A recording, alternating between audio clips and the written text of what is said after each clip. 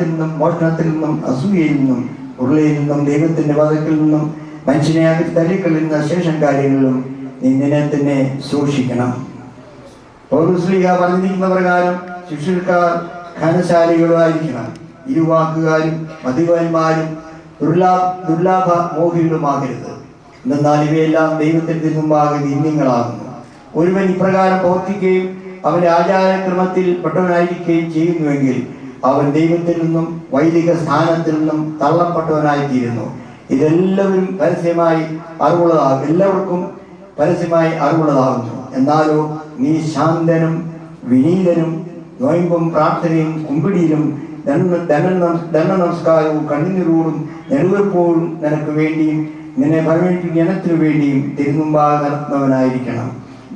ദൈവ തമ്പുരാൻ നിന്നെ സഹായിക്കുന്നതിനും നീ നിന്റെ ജനവും പരീക്ഷകളിലേക്ക് പ്രവേശിക്കാതിരിക്കുന്നതിനു വേണ്ടി തൻ്റെ മുമ്പാകെ നീ എല്ലായ്പ്പോഴും അപേക്ഷകൾ ചൊരിയണം.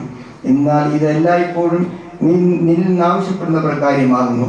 നിങ്ങളുടെ സൽപ്രവൃത്തികൾ അവർ കണ്ട് സ്വർഗത്തിലുള്ളവനായ നിങ്ങളുടെ പിതാവിനെ അവർ സ്തുതിക്കുമാറാകട്ടെ എന്ന് അരുളിച്ചെയ്തിട്ടുള്ള പ്രകാരം നീ വിദേശികളെയും ദരിദ്രരെയും സ്നേഹിക്കണം.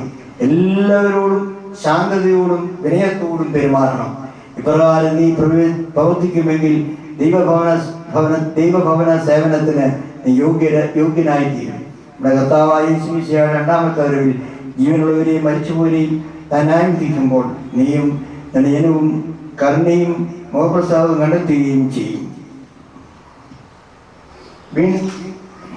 ഇപ്പോൾ ഞാൻ എഴുന്നേറ്റ് നിന്ന് പരിശുദ്ധ റൂഹ നിന്റെ മേൽ ആവസിക്കുന്നതിന് ആത്മാനായിട്ട് സ്വർഗത്തിലേക്ക് എൻ്റെ കൈകളെ വിരിച്ചിരിക്കുന്നു.